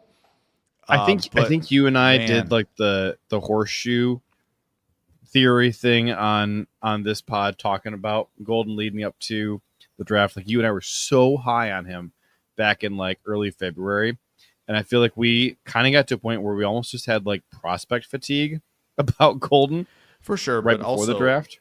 Yeah, no, for sure. But I also think like, do I think he's quite to the level of Ladd Thomas from last year? Maybe a tick below. But I think just slightly below. But again, he's coming in as a prospect, not as a prospect. As a prospect, right? Yeah, the projection is a whole different ball game, which again probably vaults Brian Thomas into another tier, even higher. But yeah, man, by the end of the season, it looked so buttoned up. Everything just looked insanely buttoned up. Of like, hey, throw late pressure into your route stems. Have a plan of attack where there's a rep against Georgia, and I shared it on Twitter because I threw some commentary on it, because this rep there's a guy motioning out beyond him towards the bottom of your screen, and Georgia DB's in a press look, and one of two things happened on this play. He's either doing a two-step release because he's setting up the Georgia defender to stay inside so he can get the free release into his stem, or he adapted to what the Georgia DB did post-snap and got the free release into his step. Like either way, it's exceptional work. And just, again, also using the head and shoulders, peek back inside, keep the defender where you want him, win the out route. And like some simple things is that you look at and you go, yeah, no, he has it. He has it. And the way that Texas was using some of that cheat motion or however you want to, whatever term you want to throw on there, of like, yeah, you get him up to speed, and then he's just, got DBs in a blender because they're trying to do the speed turn, and he's nowhere near them when they're doing a speed turn because of A, the late pressure, B, good body language of like, this is a vertical route until it isn't, and then staying tight to your break, where they're like, yeah, no, I'm spinning out of control and I'm 5-6 yards away from you because I can't turn like that. And then all the in-air stuff, right? It's that good. Jump up and through, track the football, make adjustments, shield the catch point. All of this stuff of like, it's extremely, extremely buttoned up. There really isn't much to say with like him and Ibuka. It was just, yeah, these games are buttoned up and they're ready to roll. Like, we don't need to think about, hey, is he going to be able to handle this? Is he going to be able to handle this? Like, I know the production profile is the question with Golden, and I think Ibuka maybe some perimeter reps, but like in terms of field IQ and how to attack defenders, he's so buttoned up in his game, and he cleaned up the drop stuff, coming over from Houston to Texas, and like that was a question mark as well if you go further back. But man, he's got a real QB now, folks. He's got a real QB, which you could say about every Texas receiver who's entered the league the last 2 years. How about that, huh? So, and yeah, I think Drew in the comments saying Texas was convinced Baum was going to be the guy. I mean, yeah, why would you not be? Guys coming from Alabama or Houston, who you think is going to be the one? Who you have as your presumed one entering the season? Probably the Bama guy, right? So, But again, it's down the stretch. He was that guy. He was go get a bucket. JJ, I know you don't want to hear this, man. I think he probably could have, kind of carried Texas on his back if he didn't get hurt in the Ohio State game. Of like, man, this would have been tight down the stretch because nobody can cover him. 100%. He was so annoying during the Ohio State Texas game for me as an Ohio State fan, and I'm sitting here. I'm just like, it was like, I don't know how. What's the answer? One double, I guess. Right. That's it. And would they have figured something out had he stayed healthy and been able to finish the game? Probably. I think so. It wasn't that close of a game in the end. Right. And Ohio State's talent did, just eventually suffocate Texas. But he's striking fear out there. Just a little bit. And it's like, oh boy. If Arch had been playing, well, that's a conversation. Maybe you're talking about something different. That's a conversation to have for sure, no doubt. But that's you guys ready to talk about? That's it. I'm so ready for this. I'm grabbing that 22 jersey. I don't care that number's horrendous. Don't care. That could be novelty when he changes it. What did he start with? 81. He was 81 yeah. first, right? Man, I don't know why they won't give him. Give freaking 84. How hard is this? How about this? What number is Savon? What's Savion's number? I don't know, but nobody wants to hear this. Give him 12. I don't care. See me caring? I don't give a crap. Give him 12. It's not retired yet. Savion gets 83. That's stupid. That's we've done. That's the Janice Sabore Dure number. Heck yeah. You'd love to see. That's the Geronimo Allison number, isn't it? He couldn't have had 0. So give him 0. Listen. We don't have time for this today. We have gone on let's so go many to Belton. jersey Let's number go to rants. We'll do it again. Maybe next week we'll do it. We have a lot to say on the topic. So Belton. Okay, let me also ask Tyler. You, no, don't take him at 1-1. Take Genty. All right. Eat your vegetables at 1-1. Don't do that. Drew said we should talk about Belton, but not end on Belton. That's fine. There's a way to do that. I think we can do that, but we got to hurry because I got to jet. Yeah, go ahead. Unless you guys are going to go without me and finish it without me, which I will not mind if you need to do that. So Belton first. Jake and Chris each. I want to get Chris first and then Jake. Where do you think Anthony Belton will end up playing on the offensive line if he plays this year? I don't think Belton will play this year. I think he's going to be a backup. Okay. That was the only pick that I couldn't wrap my head around because I was just like, to me, he was a reach. And when I was like looking at other offensive line prospects, I'm just like, when I watched Belton, I feel like he's always he reminds me of Josh Nijman a lot in that he likes to punch people, and I feel like he'd be heavy over his toes, and he'd find himself like falling or like susceptible to a pull move, and I'm just like, I'm so worried that he's not gonna. It was probably my least favorite pick of the draft outside of maybe Michael Robinson, who might very well be cut. But I don't know. I can't see Belton making a transition into our offense unless we're like trying to run some special package to bring him in. I just don't see that happening. I mean, I had Trapillo over. Do you think? Well, that's fair because I think he is. Mm-hmm. But what's interesting about Trapillo, baby, is where he is probably maybe a little more rigid into where you're playing him potentially, and that's got to be Green Bay's thought process as well. Like, he can't. I don't know. If I wanted a long-term tackle, I mean, I would have went for Jalen Travis, who went at like 127. Yeah, who's got all the athleticism and he's got a great anchor, great position. Maybe he works on his hands a little bit and some mirroring skills, but like to me, he was the best tackle prospect, maybe like in the draft, given the arm limitation of so many of the guys at the top. And I was just sad when we took him because I was like, well, that dream's out the window. So Jake, where do you think he's going to play?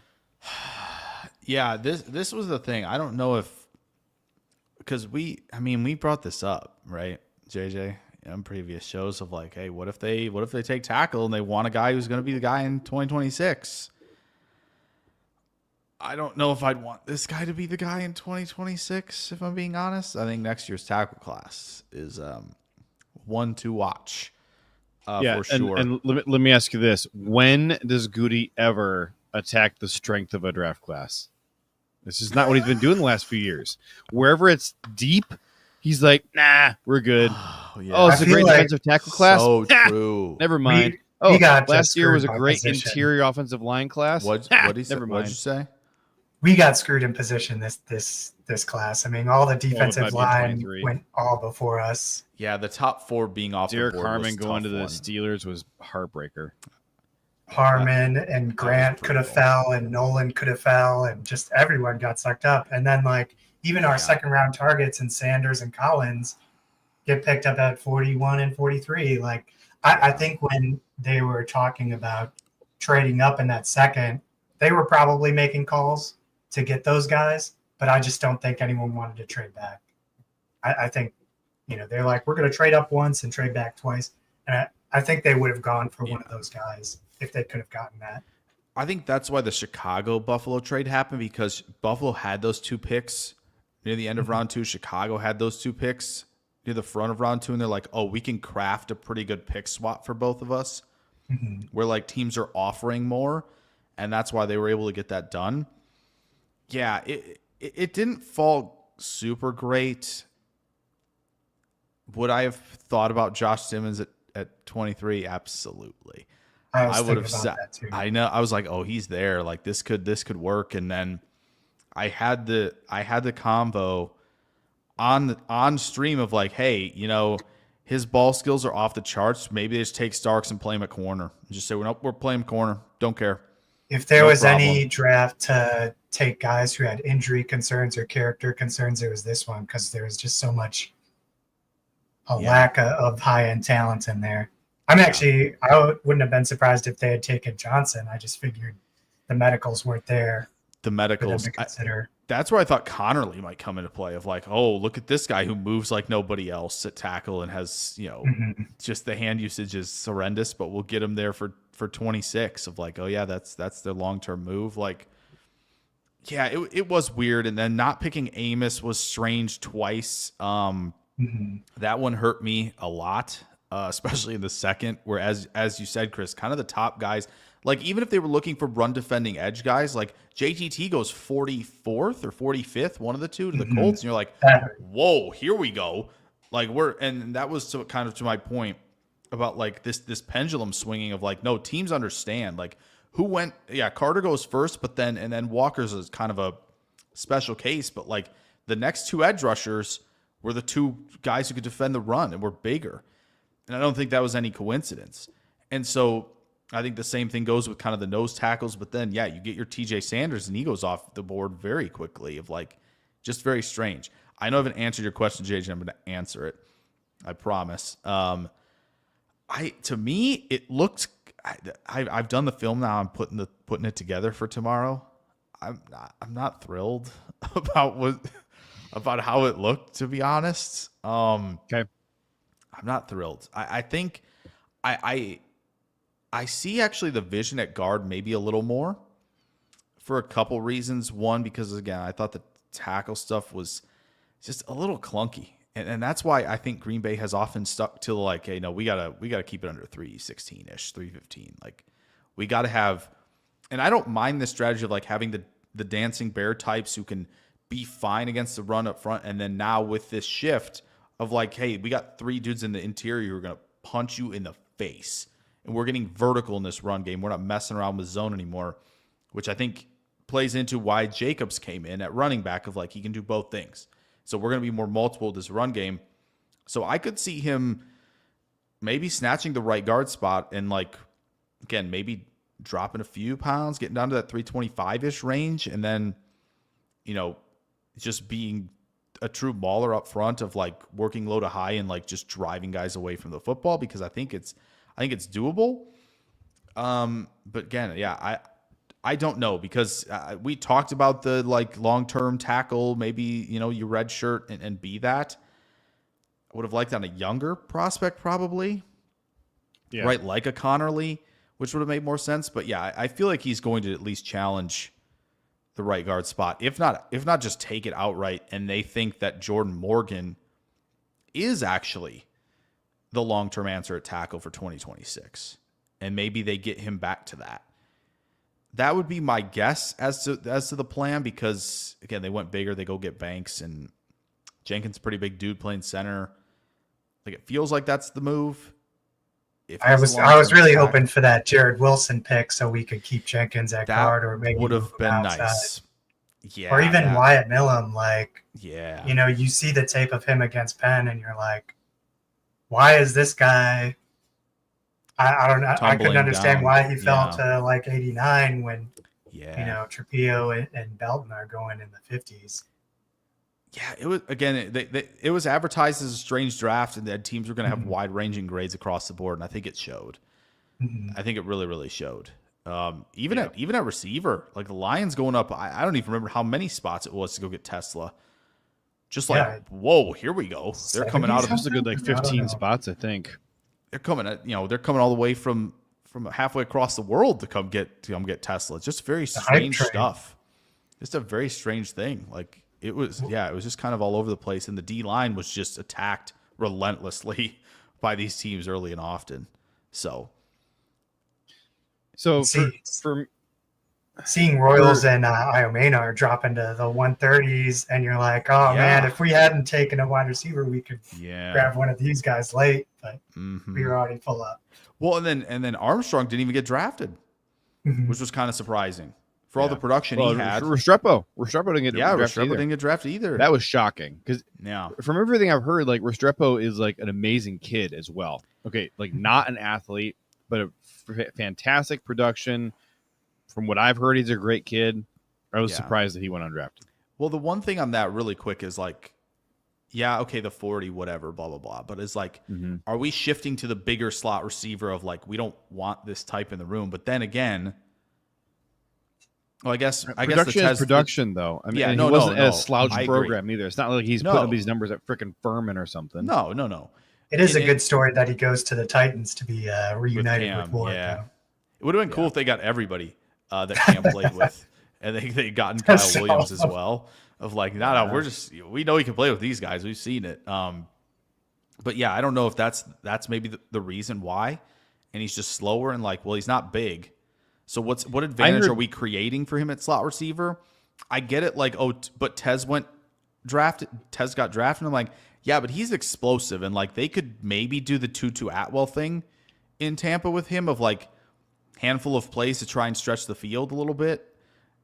But I don't think they're playing him at slot. They've got 3 slot guys on that team. Like they're going to be rotating in guys plenty. So like he has to be their Tutu Atwell. So that's maybe the difference a little bit there. But Strepo getting undrafted was strange. Well, we can dig into more on that on our Titans podcast that we do on Wednesdays. I want to talk about Belton here because I didn't get a chance to yet. Okay, I've heard a lot of people suggest that he's just not going to be ready to play this year, and that he's just going to be a backup. To which I say, you spent a second round pick on him. You spent a second round pick on a 24-year-old. Why do you draft a 24-year-old who's developmental? That makes no sense to me. If he's 20, if he's 21 even, that's a totally different matter. Now, I like Belton the best on the right side of the offensive line. I think his best fit is probably right guard. I think that right tackle maybe is a little bit of a maybe a more natural fit for him, but just maybe harder to pull off, I guess. Yeah. He's tall. He does have really long arms, which, like, people talk about, like, oh, I don't know if this tackle has long enough arms. The numbers that I've ever seen don't really bear out that, like, short arms are a death sentence at tackle, whereas long arms on the inside are more closely linked with, how successful you are. That long arms on the inside is a negative. So his long-ish arms at about 34-inch arms may be a negative for playing at right guard, but I think that he's got a violent two-handed punch. I think that his timing is pretty decent with his punches, and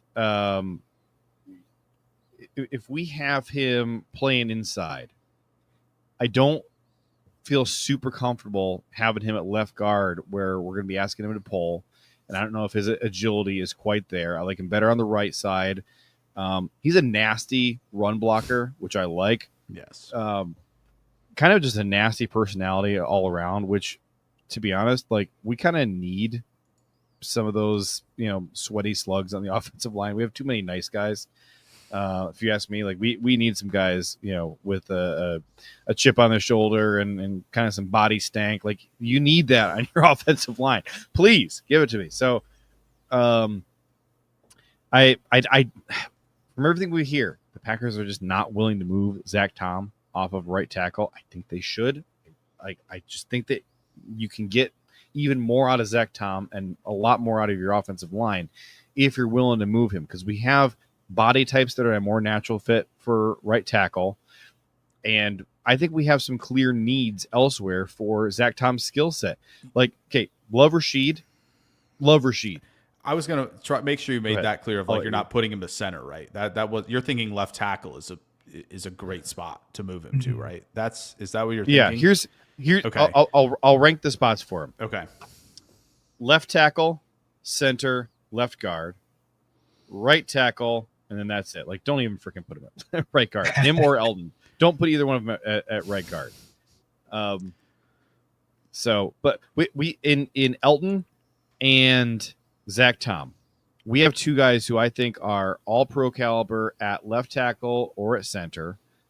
Both, fantastic fits for left guard as well. I mean, the highly athletic, smaller guys who have done it at those three positions.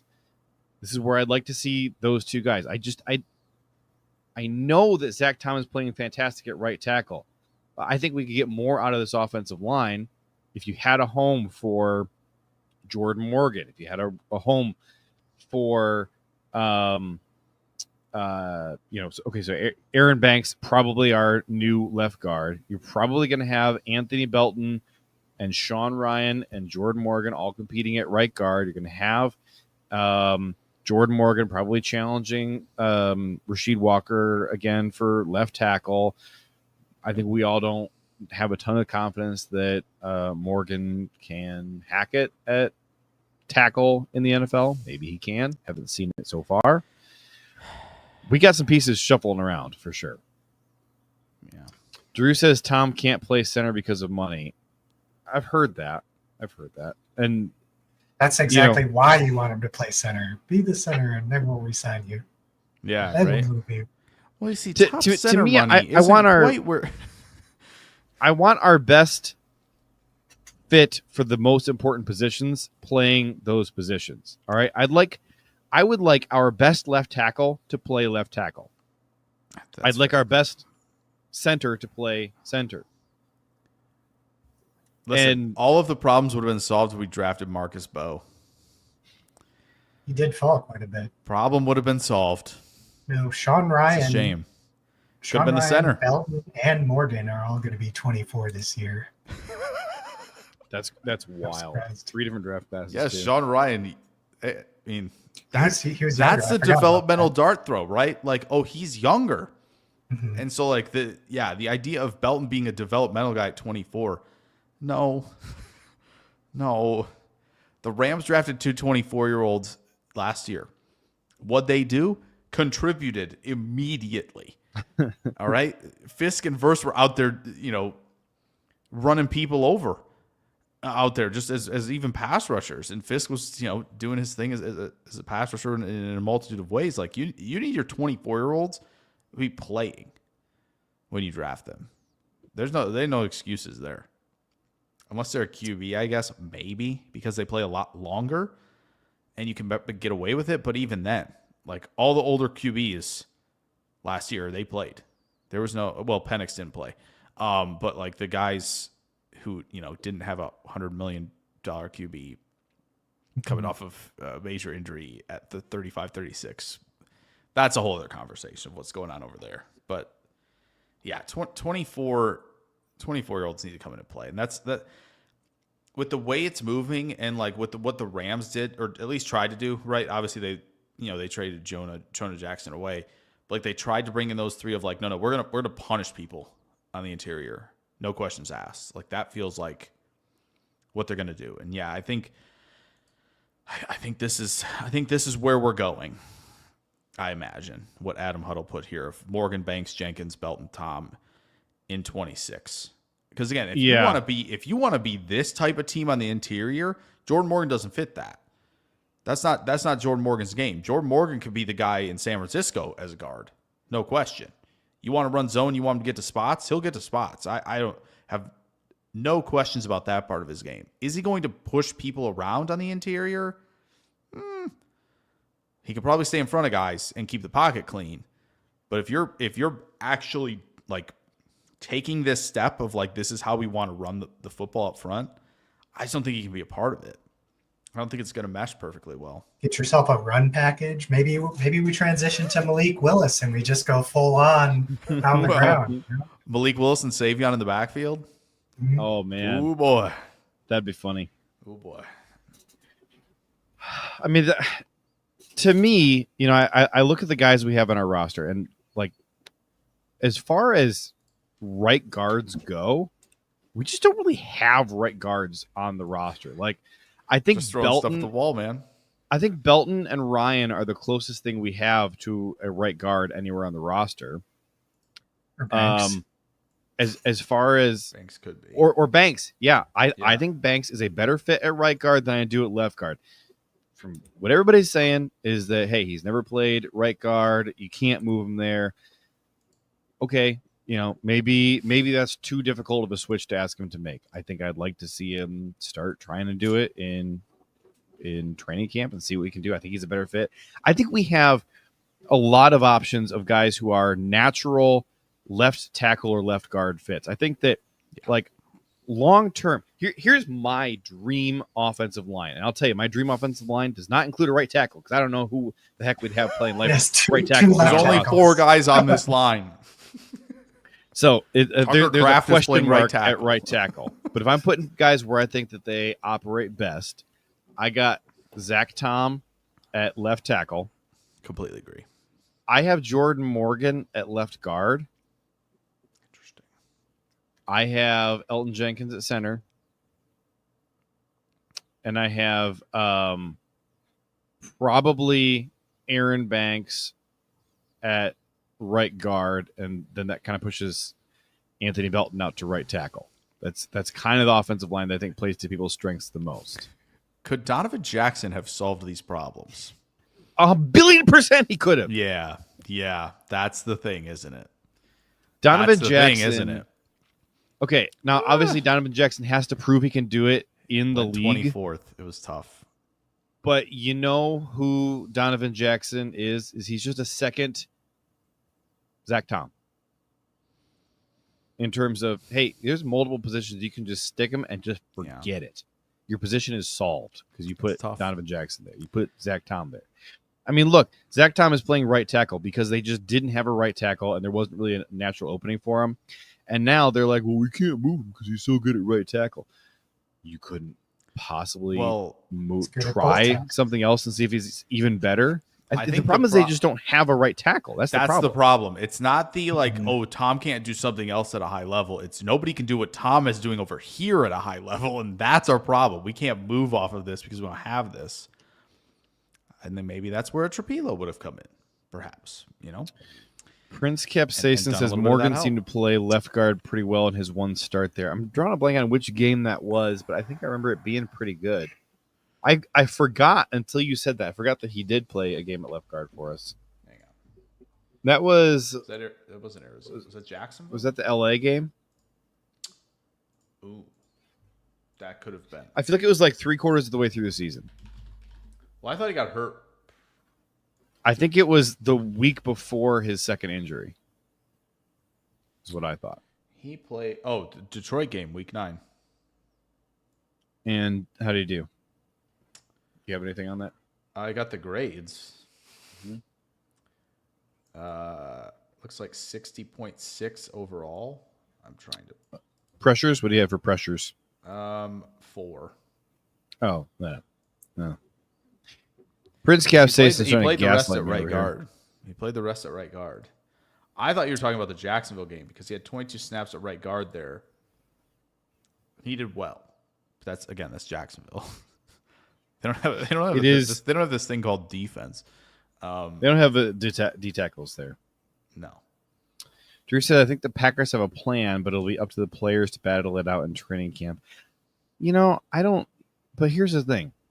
They sometimes have horrible plans, especially for the offensive line, such as, hey, Elton Jenkins is like 7 months removed from an ACL tear. Let's have him switch positions and play right tackle where he's pushing off of his injured knee. That'll work out great. I mean, everybody's like, oh, man, Elton Jenkins can't play tackle. This is terrible. Like, dude, he was playing at an all-pro level at left tackle, up until the day he got hurt. But now we can never try him at tackle ever again because when he was still, 7 months out from his injury, we put him at right tackle and it, didn't go amazing. I don't think that their plan A at offensive line usually is any good at all. I mean, there's been a bunch of years where the offensive line starts out like crap until mid-October and they make some shuffles and all of a sudden then it starts gelling because, oh, look, they moved it to what all the fans thought it was going to be before the season, and now it works. Crazy. So, I like the idea. Good offensive line coaches, but I don't know if their first plan is always a good one. If Desmond Watson hadn't been picked up by the Bucs, I'd say we go after him and transition him to offensive line. Could probably play 2 spots. Exactly. I like the idea. 2 spots at the same time. I love it. I'm pretty sure he beats a gorilla in a one-on-one. That you just made the next Mr. Beast video. How did you do that? I just remember one clip that I was watching when he was Florida, and he clothesline / picked up a running back with one arm and just slammed him down like WWE style or something. He gets to play with Vita Vea, which is just how did we allow this? What's happening? You guys signed off on that? Okay. Very cool. Seeing him lumber around makes me sad, but as a goal line defender, he is a force. Yeah, that is true. It will be he interesting is to see. Who Goody thought John Ford was going to be. That's accurate. Yeah. I think I just wonder if we're going to look back on this one a little bit of hey, what if we had just gone Donovan Jackson, Trey Amos, 1-2 punch to start this sucker and kind of filled out receiver and maybe didn't Donovan Jackson get drafted before Josh Simmons? Yeah. You could say Simmons as well. I'd be totally fine saying, what if they went Simmons, Amos to start as well and then again filled it Savon if you wanted to keep him there and gone with an Armstrong or an Ioman or a Horton or somebody else and kind of filled out the pass rush again, kind of how they did. It'll be an interesting kind of scenario to kind of look back on but again, I understand the risk with Simmons of hey, though, this is a patellar tendon injury. This is not an ACL. This is very, very different. Yeah. And as the Chiefs, I mean, you kind of just do that because you've wasted round 1 picks on Anodike Uzomah and Clyde Edwards-Helaire. And, this time it's not a hyphenated player. Yeah. You can kind of go hey, well, we'll still be good. So we can still 15, but I think the only move that I would have rather had over Golden was the Falcons trade package to get a first in next year's and taking 46. That would have been nice. Yeah, that was such a strange trade. That's a trade that you will not be able to get past any of the simulators because it's so lopsided. Yep. Oh man, we need to put that on a billboard somewhere. But even the simulators wouldn't let you do this. The Falcons the last few years have done stuff on draft day that you look at them and you're like, if I had put this in a mock draft, people would have called me an idiot. And it's not always that the Falcons are being stupid either. Sometimes it's just bizarre that they got it to happen. They definitely do some things where they're we're going to turn over every stone, which is going to look weird. right? The whole like sign a QB for 100 million guaranteed and then draft one. It's like that's going to look weird, but it could work. And then they take Kyle Pitts at 4, receiver at 8, running back at 8, quarterback at 8, and then the issue I have with this one of giving up a future one, you got 2 pass rushers. That's super fun. So, what's the plan to get to 3rd and 8, 3rd and 7, so you can actually unleash these guys? Because I've seen your D line roster. I've seen it, buddy. How you get to 3rd and 8? Like, it's an interesting thought. Thinking what you would do as the Packers if you were to take that, because pick 46 seems to be like the point where everyone's gone, right? It's Sanders and Collins and Ezeraku and JT Tulamala all just went, and I think like the next value player is maybe Amos, maybe that's Will Johnson at 47. Yeah, you would have had to go corner at that point probably. Yeah, for sure. Maybe you get the next wide receiver is Jack Besh, I think, at 58. And it's like you could have picked him up at 54 if you wanted, but it's all about that next year's class, I think, though, is the Rams are gearing up to make that leap forward, I think. Yeah. We haven't seen a move like that since at like near those numbers. And this will be my last point before we wrap up, of like remember 2019? The Commanders moved up like 22-ish, 20-some spots to go get Sweat with the Colts. That was like the last, and I don't think they gave up a future one, but they gave Ballard a ton of 2s to make that happen. Wasn't it 2 2s? It might have been. I don't know if it was 2 extra. It might have been 2 extra 2s. Like in addition to you're moving back to the spot. Well, I'll have to look up that trade when we have it. But that was like immediately what I thought was like, oh yeah, that's the last time somebody moved from the 40s to the 20s to go get a pass rusher. And Sweat was more of a kind of a defensive end, true defensive end, than like an outside linebacker type of a rusher. But interesting to maybe go map all that out and see how that worked. But yeah, that it was definitely a strange draft, just in terms of like where Green Bay ended up versus stuff. So I want to hit on Prince Capsaicion's one of Prince Capsaicion's questions here before we close out. Will Belton compete with Ryan at right guard, or will there be a 3-way battle at left tackle with Walker and Morgan? I was expecting them to deal Walker during the draft after round 2. So yeah, we did talk about this earlier, that at least my stance, and I guess I felt like the other guys were kind of agreeing with me, that Belton is a much more natural fit on the right side of the offensive line. And if they are not willing to move Zach Tom, at least this year, seems like the only really natural fit for him is at right guard. Other places you could stick him, and it kind of depends on what you do with Aaron Banks, but probably Ryan and Belton and Morgan in a 3-way battle at right guard, and Walker and Morgan and maybe somebody else competing at left tackle. Probably mostly just Walker and Morgan at left tackle. So, and I mean, we'll see. Like, if there is a world where Jordan Morgan does not win a starting job on this offensive line for 2025, that is absolutely possible, which I think would be kind of shocking to see. I have to wonder if they just like gave him guard spots this past year because they were just trying to give him that sort of a recovery year and not have him put too much strain on his knee after his recovery. They also just didn't have a right guard is the problem. Sean Ryan just was not the answer. So they had those 2 guys in a rotation, and I think that having them as a rotation gave better results than anything else they could have done, frankly, because neither Morgan nor Ryan seemed willing and or able to take on that job full time. So, and I see you're talking about wide receiver rankings as well. Yeah, it's basically I gave a response because I know we're wrapping. Yeah, I know you're asking about it.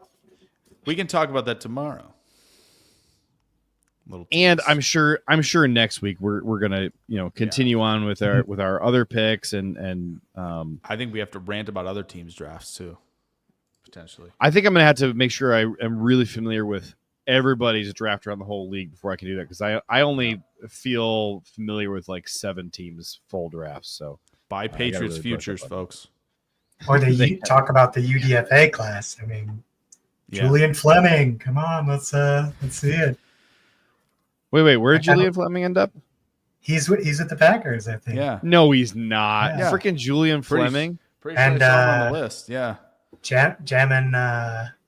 Dumas Johnson. Dumas Johnson. Yeah, he was a pretty decent off-ball linebacker, I think. Oh my gosh, Big Julian too. Fleming is a Packer. What the heck? Yeah. I think one of them will make it. Yeah, Dumas Johnson is 238. Like, significant deal in terms of the size. So, like, that could be a guy who sticks. You know what? Yeah. Look, this is what Julian Fleming looks like these days. Man, shave What's your wrong with head. that? Just let it go. Let it go. I You're like getting it. the Krusty the Clown look at this point. Just Going let it for go. Dr. Robotnik, I think. That's who I... Well, there's one. If my hair ever gets to that point, please just be brutally honest with me and tell me to let it go. All right. But listen, I appreciate you for coming on, Chris. This was so much fun. I appreciate you too. Yeah, Jay. it was. Just, I kind of take it for granted that you're going to be here every week. Chris, Okay. we loved having you on here. It's a lot of It's fun. fun. Yeah. We definitely Jake, got to do it thank you. again.